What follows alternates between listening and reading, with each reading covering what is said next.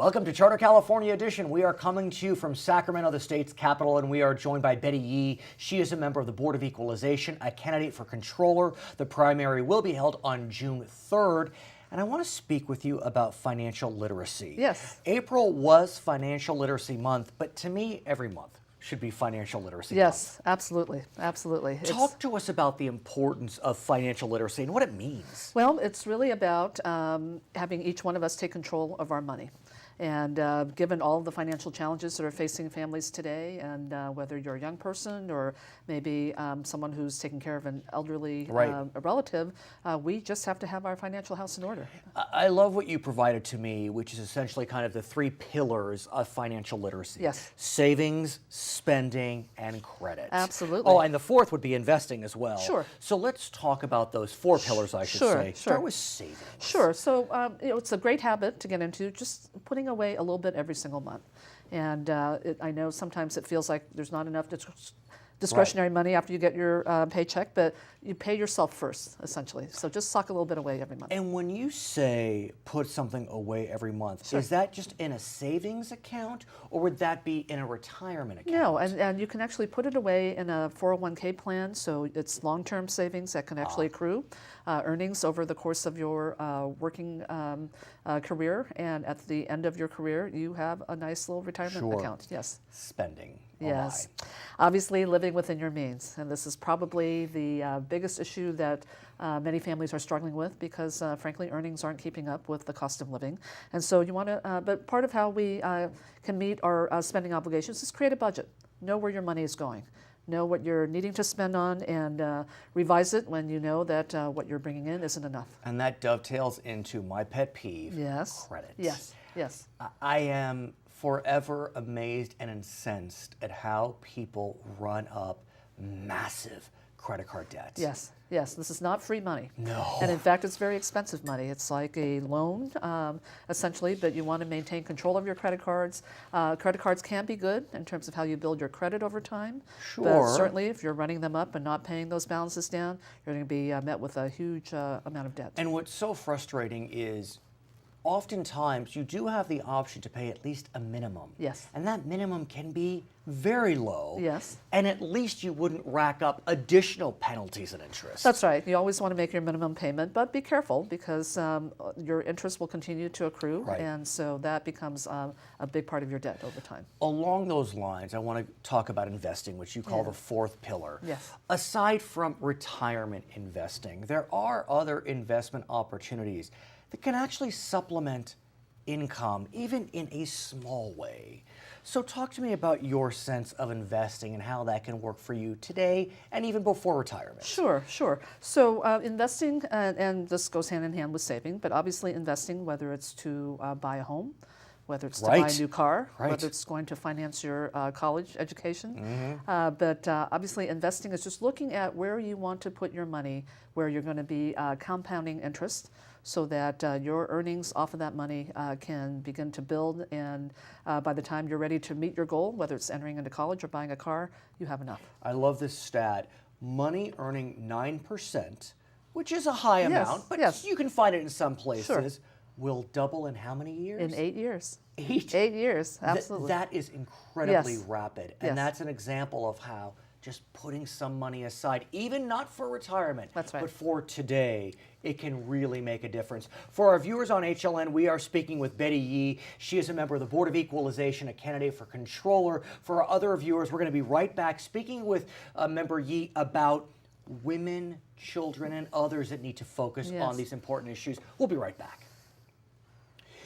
So, Member Yee, I want to speak with you about women. Yes. I am married, and one thing I was taught by my mother is you want to make sure that some of the credit cards are in your wife's name.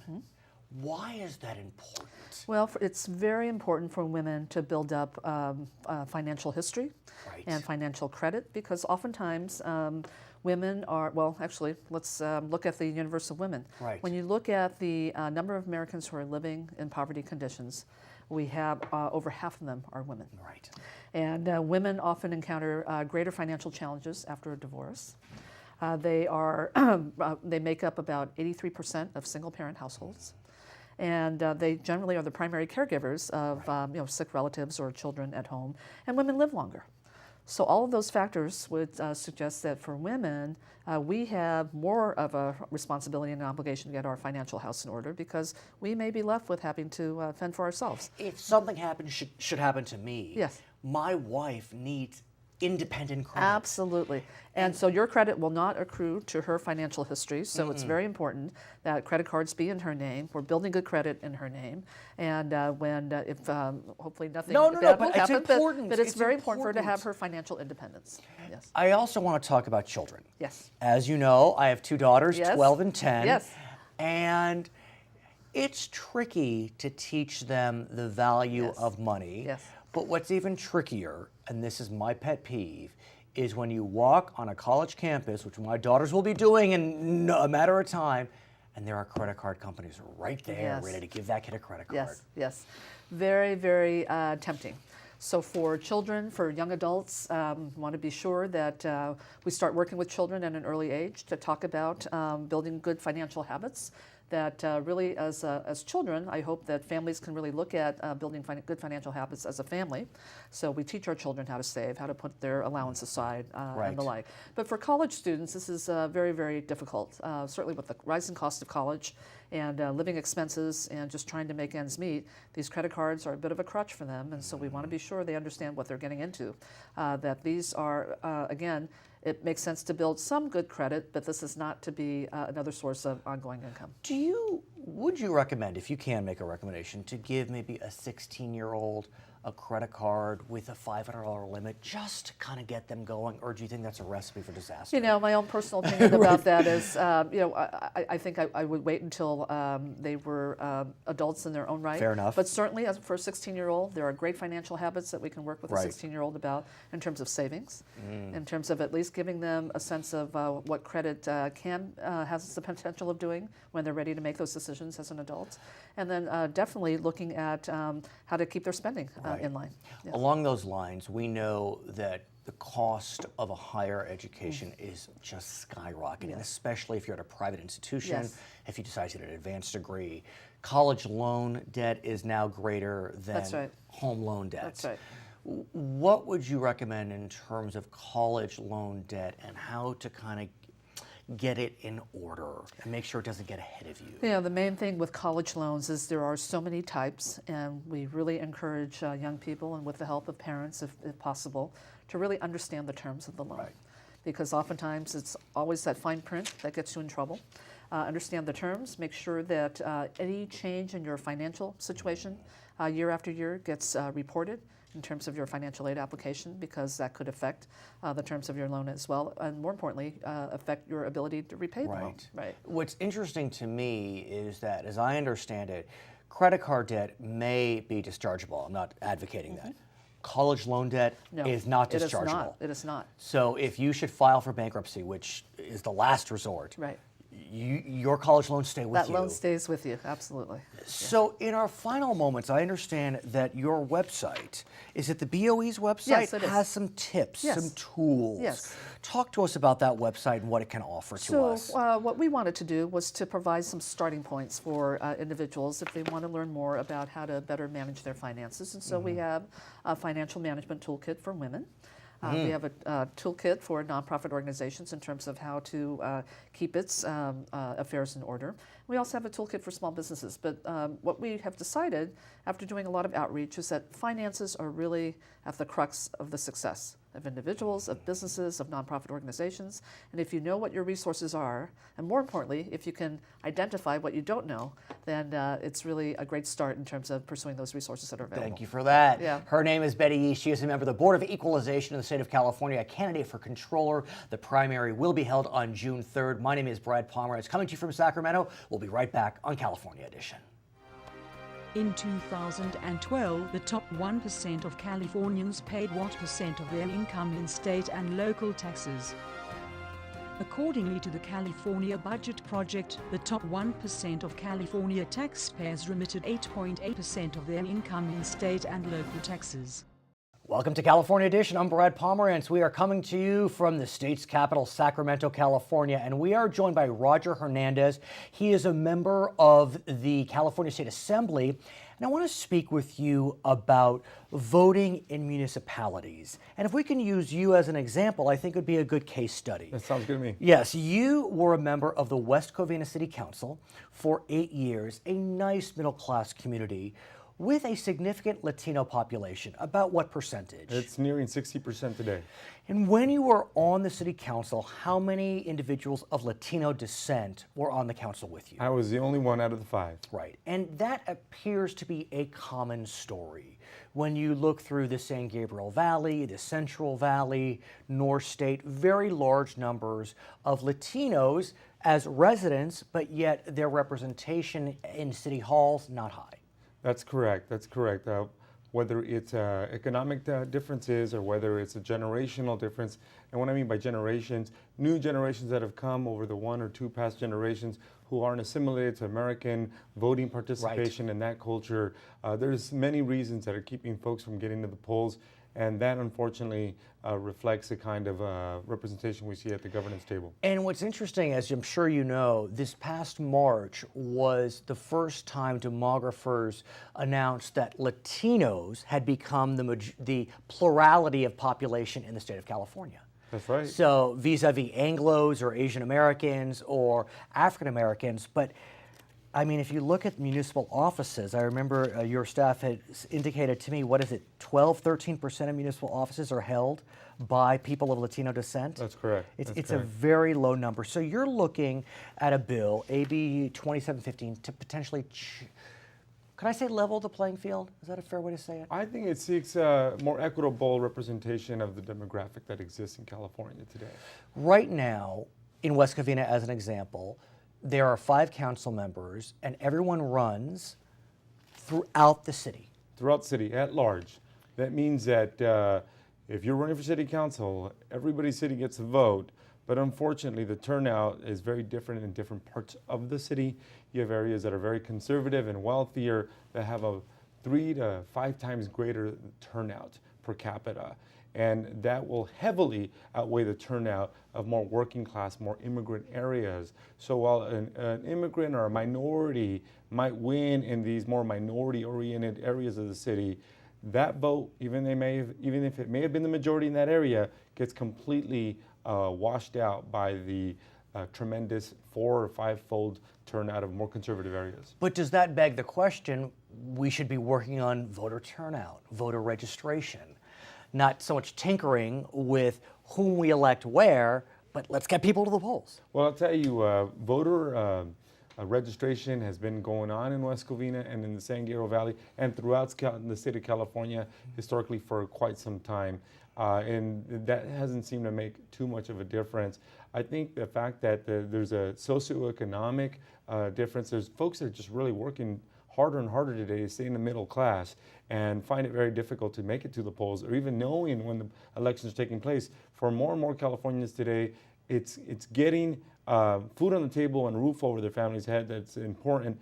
And we want to see people that understand that plight also having a more equitable chance to making it to that city council table. And so you're looking to change the formula whereby municipal elections are held. The bill is AB 2715. It would only apply to general law cities, which we can talk about when we come back. And it has caused a lot of discussion, at large versus district voting. For our viewers on HLN, we thank you for joining us. For our other viewers, we'll be right back with Assemblyman Roger Hernandez. So, sir, let's talk about AB 2715. What does the bill attempt to do? The bill is very simple. It basically says if you're a city of 100,000 population, this bill would require that city, 100,000 or more, to go to district-based elections. If it's a city of 5 members on the city council, 5 city council districts will be created. If it's a city of 7 members serving on the city council, it would then be 7 city council seats created. So you're not changing the number elected, you're just changing from where someone is elected. Exactly. This bill would guarantee that there would be equal populated districts, making sure that every sector of a city has representation on the city council. So this bill wouldn't just help an ethnic minority get elected, it will ensure that every neighborhood in any community, whether it's in Anaheim, an Escondido, a West Covina, a Whittier, every neighborhood having representation at the governance table, at the dais. At the same time, what some folks are concerned with, putting aside the ethnicities or socioeconomic status of any neighborhood, it's a silo mentality could be created, that if one only represents 1/5 of the city, you'll be so focused on that 1/5 to the exclusion of the needs of the other 4/5. And so there won't be a kind of a grand view of the needs of the city, a very parochial view. Well, I'm glad that you're bringing this up. Please. Because when it comes to passing laws for any municipality or programs or funding and appropriating dollars, it will still take a majority city council. So here this bill will engender the workings of a majority city council, representatives from all different parts of the town, having to have an agreement and understanding that what's being passed and approved on is what's best for the majority of the community. I've heard a proposal, not part of AB 2715, but generally, whereby an individual would need to live in 1/5 of the city, for example, but they would have to run citywide. So there'd be 5 different members living in 5 different communities, but everyone votes for everyone. What do you think of that? I don't think that's the best way to make sure that the neighborhoods get the representation that they believe best represents the needs and concerns of that particular neighborhood. Because today the at-large model it really allows for the strongest voting turnout region of a city to have the final say as to who gets elected. Now, if you're looking at a community where there's a very low turnout, let's say in the higher propensity Asian Pacific Islander region of the town, but that is very low turnout, you'll still have basically a conservative voter turnout determining who gets elected in that area, and it may not be an API person. More than likely, it will not be an API person. I'm wondering, though, if here we are, 2014, we have an African-American president, while African-Americans are only, 12% of the country? I mean, are we in kind of a post-racial world where it just doesn't matter what color you are? Chris Holden, for example, one of your colleagues, he's an African-American.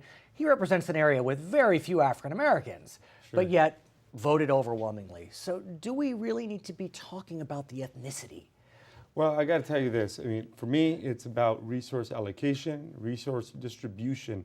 So whether it's ethnicity or whether it's every taxpayer getting their fair share, I think this is what this bill's trying to strike a balance between making sure that legislative bodies are reflective of the communities that we work for, but that every sector of a city has representation, that the neighborhoods are represented. I think we have to be thinking about if these models are working or if they're not. When you look at student achievement, for example, whether it's in LA Unified or the LA Community College District or so many of the failing districts, we see what communities are failing. We see the highest failure rate or achievement gap exists still today between the Latino and African American communities. That tells me we need to be doing more to address the deficiencies there. And more often than not, those are the groups that are least represented at the governing bodies. So talk to us about how the bill is faring. I know it's controversial. I've spoken with one of your council members, Mike Spence. I know you didn't serve with him at the same time. Right. He's a little reticent on the bill. Sure. How's it doing? The bill's doing quite well. It just got past the Elections Committee with a strong vote, and it's now moving in the very near future here to the local government committee, and it's seen some good support. Do you need majority vote or 2/3? We need majority vote to see passage on this bill. So presumably you should be able to garner a coalition given strong Democratic majorities in your body. Where's the governor on this? Do you know? You know, we have not not received any signal from the governor's office in opposition of the bill. I know that the governor believes in equitable representation. The foundation of our country was based on district-based elections. When our forefathers designed how our Congress should work like, it was about making sure that every part of our country and our colonies were properly represented. We got some small colonies here in California, You too. bet. He's Roger Hernandez. I'm Brad Pomerance. It's California Edition. Of California's 58 counties, how many include no incorporated cities? 0, 3, 5, 8. 3 California counties contain no incorporated cities: Alpine, Mariposa, and Trinity.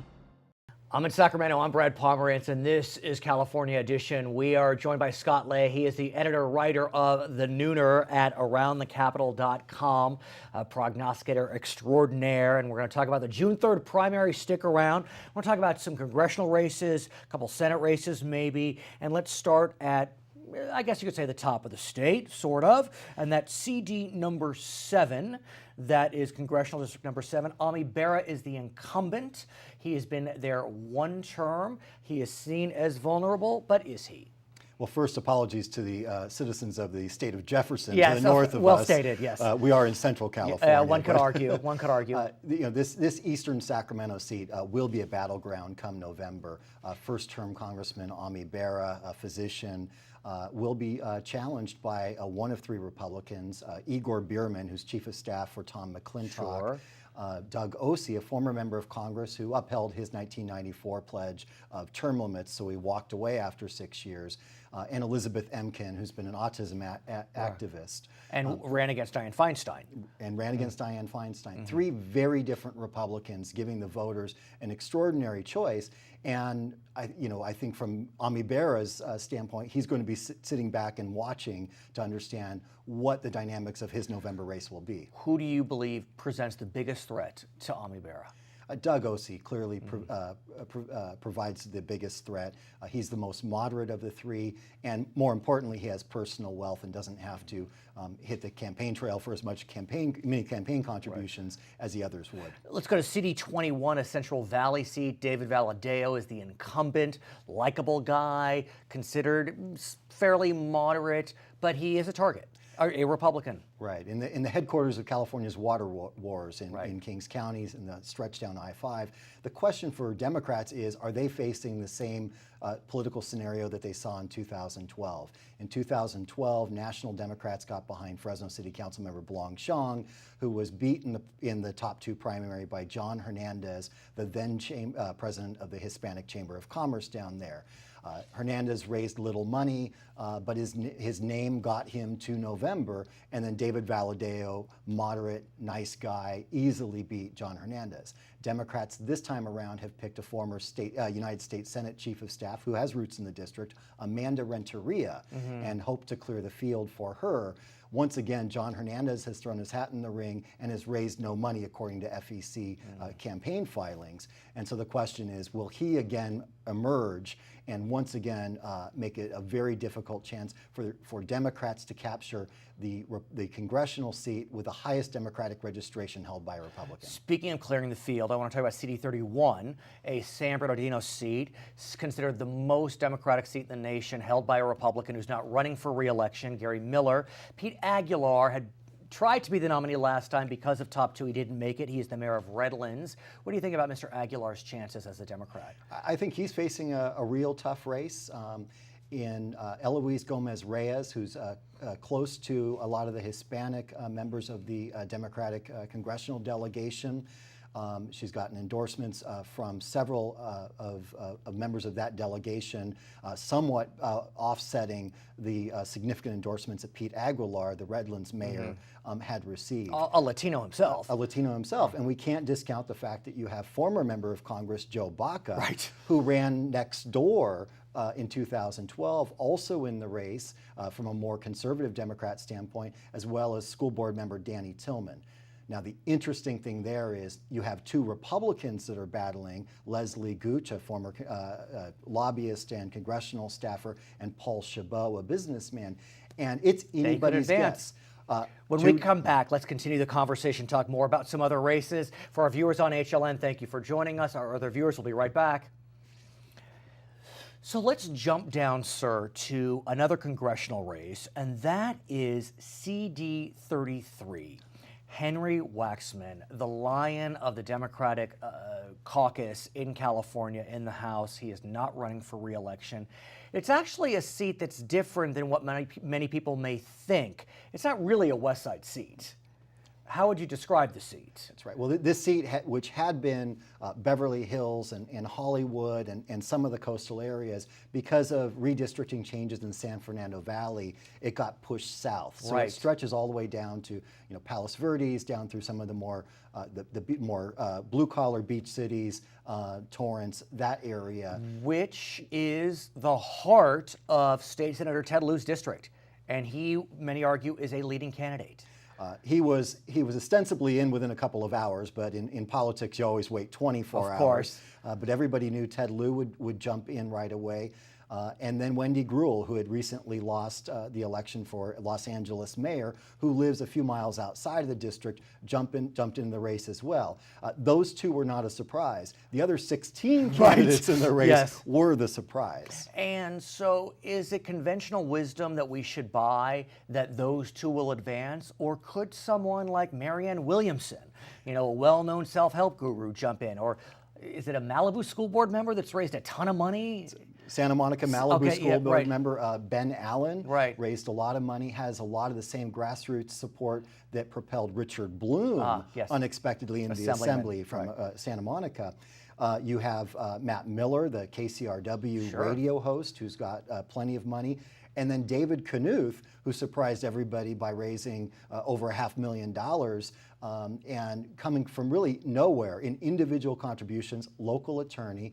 He's going to have the money to compete.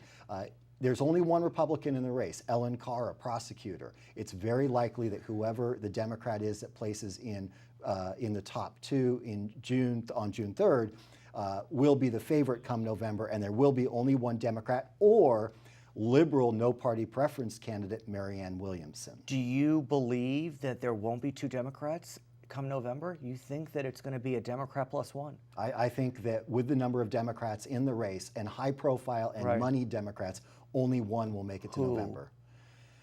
I think Ted Lieu is the favorite, but if there's any race that is almost impossible to handicap, it would be this one. Let's talk about Ted Lieu's Senate seat. He does not have a free ride.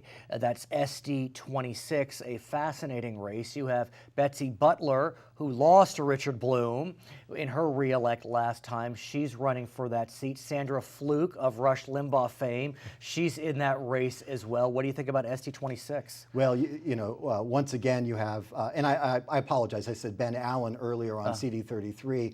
That's Malibu school board member, Santa Monica Malibu school board members running for SD 26. Got it. Please, we'll continue. So you have Ben Allen, you have Betsy Butler, former assembly member, Sandra Fluke, and then you have a physician, an openly gay former army surgeon, Vito Imbasciani, who's a favorite of many of the healthcare interests in Sacramento. A Democrat. A Democrat. You only have one no-party preference candidate, no Republican. So in this one, it's very possible two Democrats will go to November. And among those four, Ben Allen, Betsy Butler, Sandra Fluke, and Vito Imbasciani, it's anybody's guess who will be in the top two. Really? Yes. You don't think Betsy with her name ID advances, or Sandra Fluke with her name ID?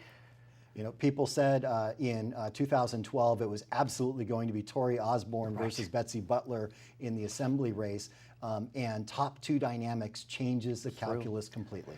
Do the Democrats, I don't know if I want to say maintain, a two-thirds majority in either the Senate or the Assembly in November of 2014? Well, right now Democrats have 28 seats in the state Senate, although 3 members are on suspension, yes, so they don't have an operative supermajority.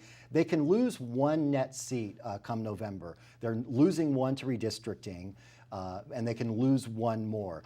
In the Senate, it really will come down to a seat in Orange County, the Lou Correa seat stretching from Santa Ana up toward Seal Beach. And so it's 50-50 that Democrats hold the Senate. In the Assembly, Democrats can lose a net of 2 seats. We have 3 Democratic seats that are defensive and 2 that are offensive. So what do you think? It's going to be fascinating. I think it's 50-50 in the Senate. I think Democrats are slightly favored to hold 2/3 in the Assembly. His name is Scott Lay. He is remarkable. He is the editor of The Nooner. He is at AroundTheCapitol.com. My name is Brad Pomerance, and this is California Edition.